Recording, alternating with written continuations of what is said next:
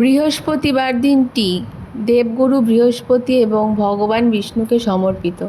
এই দিন কিছু বিশেষ বিধি মেনে বিষ্ণুর পূজা করলে এবং বৃহস্পতির পূজা করলে আপনারা জীবনে অনেক সুখ পেতে পারেন। বিশ্বাস করা হয় এই দিন বিষ্ণুদেবের পূজা করলে তিনি প্রসন্ন হয়ে আশীর্বাদ দেন, আর বৃহস্পতির পুজো করলে বিবাহে আগত সমস্ত বাধা দূর হয়। বৃহস্পতির আশীর্বাদে উচ্চ শিক্ষা এবং অর্থ লাভের যোগ সৃষ্টি হয়। বৃহস্পতিবারকে আবার দেবী লক্ষ্মীর বারও বলা হয়, তাই দেবী লক্ষ্মীর পূজা করলে ধন সম্পদের অভাব হবে না। তাই আপনি যদি চাকরি, অর্থ, উচ্চ শিক্ষা এবং সুখী দাম্পত্য জীবন চান, তাহলে বৃহস্পতিবার কিছু বিশেষ উপায় পালন করুন। বৃহস্পতিবার দিন যতটা সম্ভব হলুদ রঙের পোশাক ব্যবহার করা উচিত। সকালে স্নান সেরে হলুদ বস্ত্র পরিধান করুন।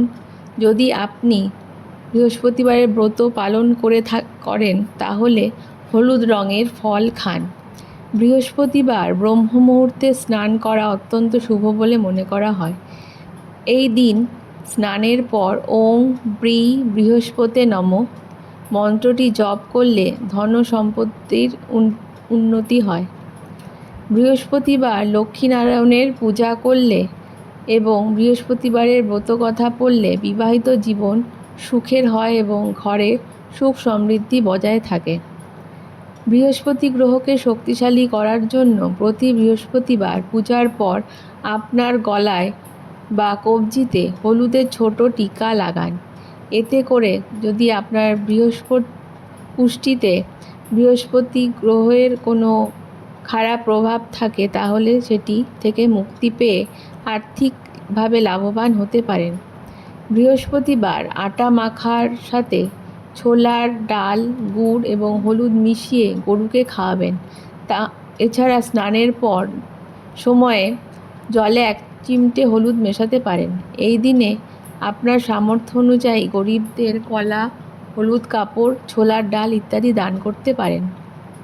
বৃহস্পতিবার দিন অবশ্যই নিরামিষ খাদ্য গ্রহণ করা উচিত। এই দিন প্রতিটি সদস্য যদি নিরামিষ খাবার গ্রহণ করে তাহলে বাড়িতে সুখ সমৃদ্ধি এবং অর্থ ভরে উঠবে।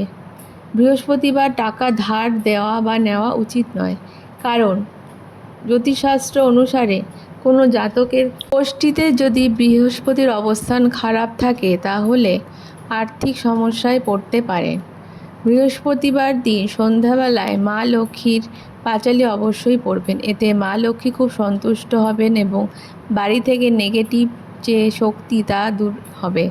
সুখ বাড়বে, সমৃদ্ধি বাড়বে, আয় বাড়বে। এই জাতীয় টোটকা জেনে আপনারা কতটা কি উপকৃত হলেন তা অবশ্যই কমেন্ট করে জানাবেন, আর আমাদের চ্যানেলটিকে অবশ্যই সাবস্ক্রাইব করে দেবেন। ধন্যবাদ।